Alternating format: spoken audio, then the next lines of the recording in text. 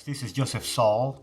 I'm about to show you what I do in order to achieve that new museum-like oil painterly look to my images. And I want to be very quickly right here. You need to download a program called Paint FX. A program called Paint FX is what I use. I turn that into a plugin right here. If you click right here, this is the real Paint FX, and I apply this effect to my existing image. This is the photograph that I finished in studio, right?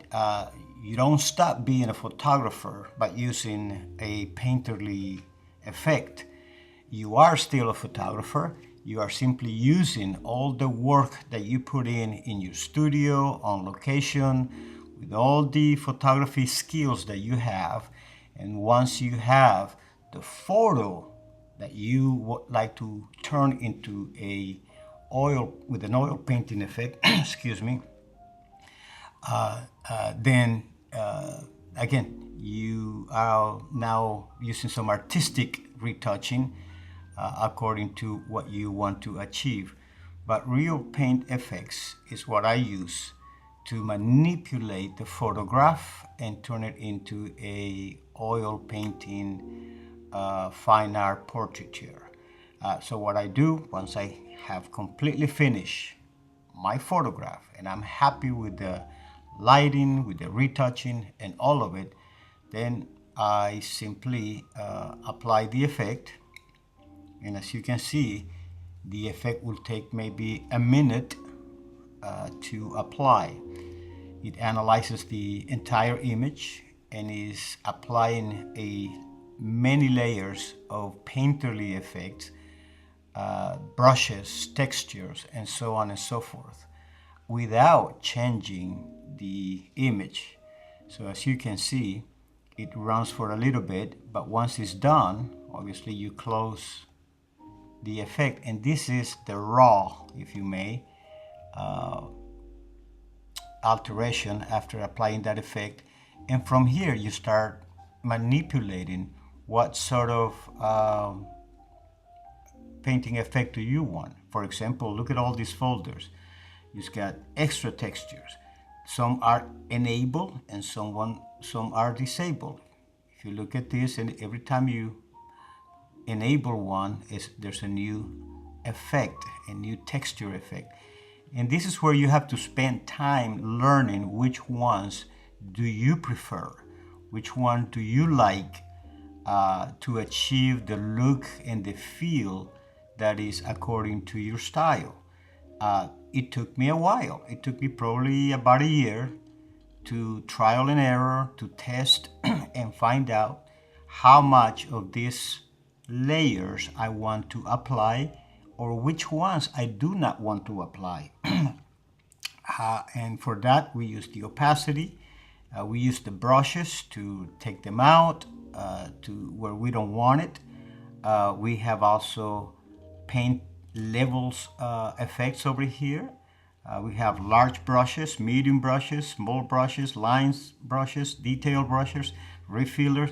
Anyway, so you start creating a mask. For example, I'm going to create a mask on the large brush right here, and I'm going to paint in black with the soft brush in the areas where I don't want that application. For example, I want to start right here, and I want to go and take the large brushes away from her, but leave it in the background. So I start painting off or erasing all those large brushes, strokes that I don't want on my subject. Okay, so you start seeing some of it being disappeared. I want those brushes in the backdrop, but not around her or on her. And this is how I go. I take the medium brush and I see where they are. Here are their medium brushes, you can see that.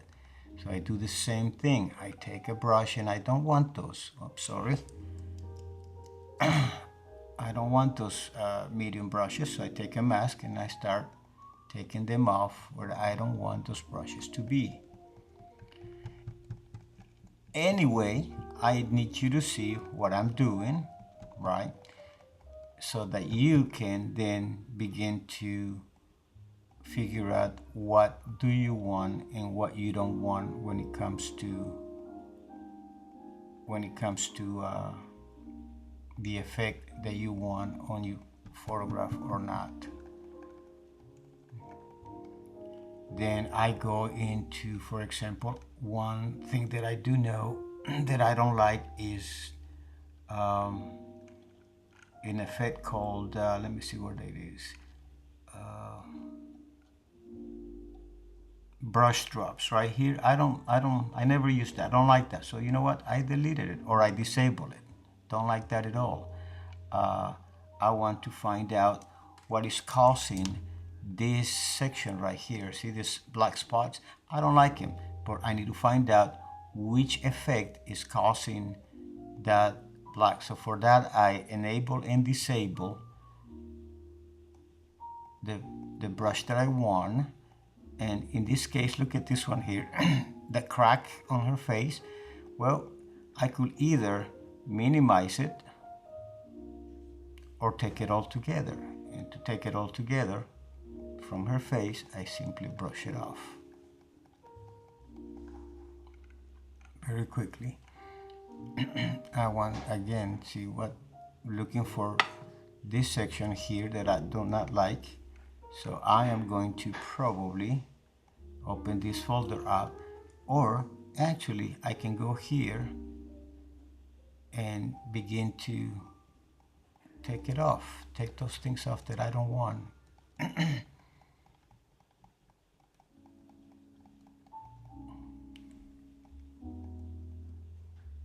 And this is pretty much the whole aspect of it. Now, let's say that I do want to apply as minimum.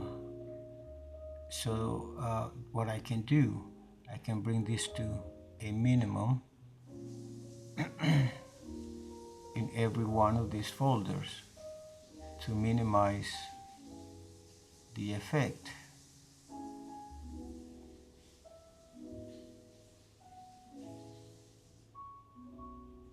So here's the culprit.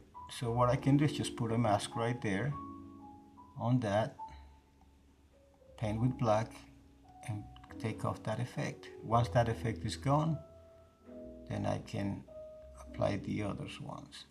So I'm doing this fast for your knowledge. So once I finish this, let's say I'm happy with all the oil brushes. At that point, basically, I do my own texture. So what I do is I take and apply a texture that I use to give this image that warm look. I can use a LUT as well, but I normally like to use this particular texture. I take it off the face. I take it off my subject. Leave the background if I want. And if I don't like the textures too much on the background, then I minimize it.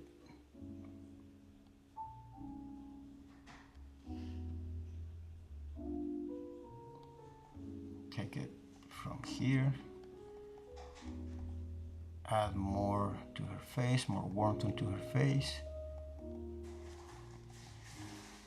And this will give you an idea. The program that I use to achieve the effects that I want. I like to use, again, Real Paint Effects. Once I am happy with the texture that I like, ultimately the final effect will be a photo like this.